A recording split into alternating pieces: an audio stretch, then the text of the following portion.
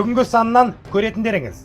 Мені халық сайлаған жоқ, мені депутаттар сайлады. Я, бұл кәдімгі ауыл әкімінің тұрғындарға айтқан әңгімесі. Вас выбирал народ, мы выбирали всех.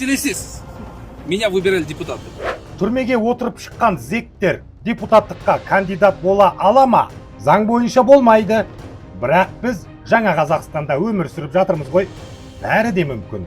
Бәрі де мүмкін.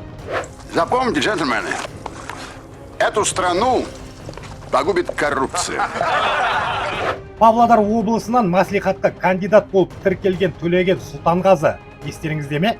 Ой, анаушы Мәди Ахметовтың ізбасары. Тоқаев басшымыз адал болсын, ойына тек ізгі іс амал қонсын. Нұрсұлтан Әбішұлы Назарбаев 30 жыл бойы Қазақстанды алға жетелеп гүлдендірген. Күні кеше осы жағымпаз жас депутатқа тікелей эфирде боғау сөйлегені үшін 69 мың теңге айыппұл салыныпты. Енді бұған мәжіліске барып тікелей эфирде түкіру қалды.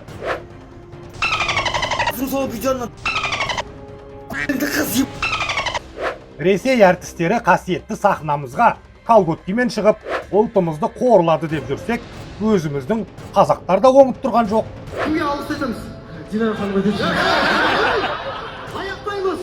Осы және басқа да жаңалықтарды дәл қазір саралайтын боламыз.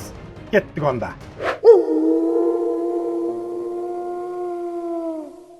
Ассалаумағалейкум, қасқыр мінез қазағым. Назарда қазақпыз ғой жобасы және оның авторы Жан Ахмадиев. Бүгінгі сан ашу ызаға толы болмақ. Неге дейсіздер ме? Себебі құрып біткен қубилік құртып бітті ел үшін. Айтыс тартыс күнде шу, таласқандар төр үшін. Бейшара сорлы биліктің көрген күні құрысын, әкімдерің жүрәне шатастырып шығысын. Қалай ашуланбайсың? Өңшең топастар мен оқастарды жинап алып, қазақты құрдымға сүйреп жатса. Бүгін айтарым көп. Тек арнаға жазылып, подписка жасап, қасында тұрған қоңырауды басып қойыңыздар, лүпілде басыңыздар, пікірде жазыңыздаршы. Бұл өте маңызды. Себебі бізді аяйын деп тұрған билік те жоқ, үкімет те жоқ. Келістік пе? Рахмет, Алла разы болсын. Байқайсыздар ма, біздің елде мемлекеттік қызметке, я болмаса құқық қорғау органына орналасатын адам ешқашанда мен қазақтың мүддесін қорғаймын, елімді гүлдендіремін деген мақсат қоймайды.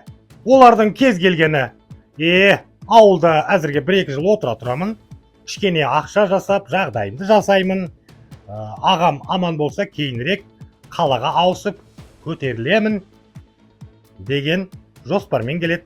Кез келген шенеуніктің, кез келген полицейдің арманы осы. Мен оған 100% сенімдімін. Мен достық ақылын тыңдасаң бар ғой, қызмет қолдың кірі. Қолда тұрған кезде бір бас түсіндірсің ба? Қолда тұрған кезде есіңді жина, бас. Біздің әкімдердің бәрі шет-шетінен патша сияқты. Менсінбейді бізді. Қызметтік этика деп қояды. Бізді сыйламайсыздар деп тағы ренжиді. Сонда олар бізді адам құрлы көрмесе, біз оларды не себепті құрметтеуіміз керек? Жақында бір ауыл әкімі мені сайлаған қазақ емес, мені сайлаған депутаттар деп айдаспанға бірақ шығарғаны бар емес пе?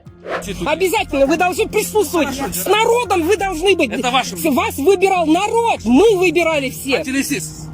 Меня выбирали депутаты. Енді кім үшін сіз жұмыс істедіңіз? Жоқ, сіз кім үшін жұмыс істейсіз? Для депутатов работаете, да? Вы для депутатов, не для народа, получается. Жоқ, оценка салып берсеңіздерші. Среда күні келеді. А сіздер өздеріңіз оценщик тағып жібермейсіздер ма? Жалғыз мен, мысалы, ақшам бар, мен... Выборларын қашан болып өзі?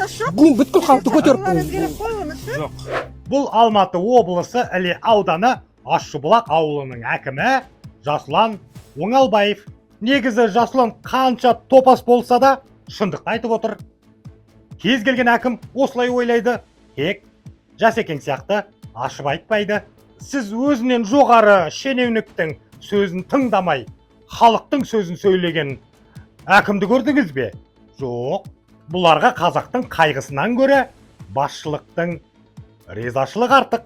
Қазақты қорлаған жасұланға ешқандай жаза қолданылмады. Керісінше Алматы қаласының әкімдігі бұл топас әкімнің әрекетін қорғап әлек.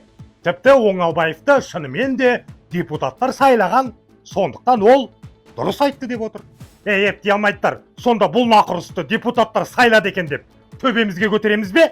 Ал жарайды, бұл пендені депутаттар сайлады дедік. Десе де, бұның жалақысын кім төлеп отыр? Депутаттар ма? Әрине қарапайым қазақ. Осы сендер қай жерлеріңмен ойланасыңдар, а? Қалай ашуланбайсың? Бас пен құлақты айыра алмай, аузына келген құсатын құрып кеткір осындай әкімдер ел басқарып отырса. Ай, бұл адам болмайды. Бұл адам болмайды ау. Біздің билік проходной двор сияқты. Кім келіп, кім кетпей жатыр дейсейші. Әйтеуір ол жаққа аннан қашқан, мыннан қашқан қоғамның қотырларын жинап алады да, косяк жасайды да, кінәнің бәрін қазаққа жауып қойып отыра береді. Депутаттық сайлау деп еді, ой-ой, бәрі қатысып жатыр. Блогерлер, журналистер, заңгерлер, айтыскерлер, қоғам қайраткерлері, өтірік оппозиционерлер, ой, айта берсем кете береді. Осыларға қазақтың күйбелең тағдыры қызық дейсіздер ме? Жоқ. Бұлардікі сол баяғы сайлаудан өтсем, билікке жетсем, жағдайымды жасап, сосын ақырындап кетсем. Шын ғой? Ой, Қазақстанда депутат болам деп жүргендердің арасында зектер де бар. Зектер деп отырған түрмеде отырып шыққандарды айтып отыр. Бұлар тіпті кандидат ретінде тіркеліп үлгерген. Не жоқ десейші. Енді сіздерді солармен таныстырайын. Қайырлы күн, құрметті әріптестер. Добрый день, уважаемые коллеги. Я Мухортов Илья Игоревич, являюсь руководителем филиала по Павлодарской области Народной партии Казахстана. Мы находимся в офисе нашей партии на одной из самых оживленных улиц, где находятся все административные здания. Пожалуйста, пройдемте дальше. Ежедневно в офис нашего филиала приходят граждане, как правило, с проблемными вопросами, которые мы помогаем им решать. Бұл Илья Мухартов. Қазақстан халық партиясының атынан Павлодар облысы маслихатының депутаттығына ұсынылып отыр. Кезінде алаяқтық жасап, мемлекеттік қаржыны жымқырды деген айыппен 3 жылға бас бостандығынан айырылған. Ал не дейсіздер?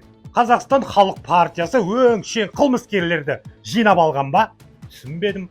Дәл осы партияның атынан Батыс Қазақстан облысы бойынша депутаттыққа ұсынылған Марат Асанов мейрамхана маңында мылтықтан оқ жаудырып, соның салдарынан бір қызды жаралап, соңында айыппұл төлеп құтылған. Ал қазағым, өзі мерген батыр депутатымыз құтты болсын. Расстрелять! Әлемнің ең бай азаматы Илон Маскке ұқсайтын бұл жігіттің есімі Болатбек Әлиев. Аманат партиясының атынан Шымкент қаласының депутаттығына ұсынылып отырған үміткер. Бұл да сау сиырдың бұғы емес. 2001 жылдың мамыр айында он контрабандасымен айналысып, соңында Сарыағаш аудандық сотының үкімімен 3 жылға сотталған. Уайымдамаңыз, ең әділ Қазақстан Республикасының жоғарғы соты Болатбек Әлиевті жақтап, соңында ақтап шығарған. Қызық, иә? Оған қоса Әлиев деген фамилиясы өте таныс. Соған қарағанда депутаттыққа таңғажайып, ғұлама, пәк адамдар жиналып жатқан сияқты.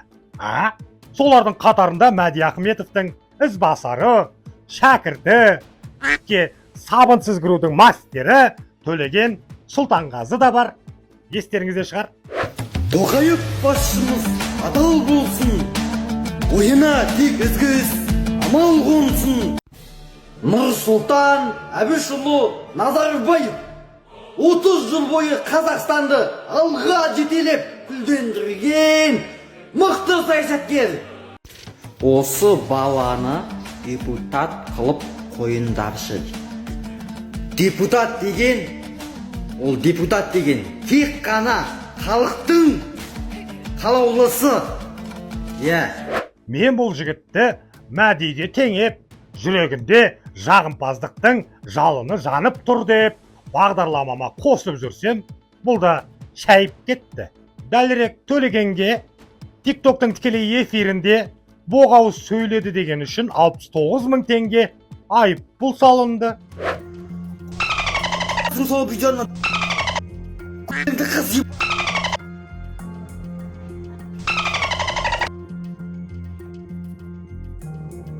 Мен сендер туралы ешқандай видео түсіріп, ешқайда салдым ба? Сендер менен рұқсат сұрамай, менің видеомды оңды солды анда саласыңдар, мұнда саласың. Сколько лет, сколько зим уже я такое вижу. Әзіл-әзілімен, бірақ кейінгі кезде біздің жастарымыз бұзылып кетті. Шынымен бұзылып кетті. Кезінде Киркоров сахнамызға колготкимен шықты деп намыстанып едік қой. Біздің қазақтың жігіттері Киркоровтан екесе асып кетті. Айтып отырғаным Жайдарман деп аталатын әзіл-сықақ театр ма, клубы ма, міне осы клубтың ойыншылары қасиетті сахнамызға торсимен шығып, төбемізге тышты. Қазір екран алдынан балаларды алып тастаңыздар. Мына сорлылардың сорақылығына қараудың өзі жиіркенішті. Орныңызға тұрсаңыз. Рахмет сізге.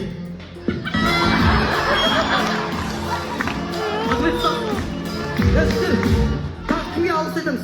Динара ханымға дейінші. Аяқтаймыз.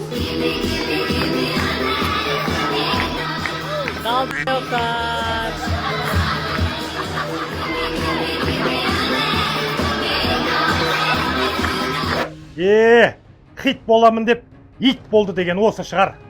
Азаматына қарап, елін таны деуші еді ғой, атам қазақ.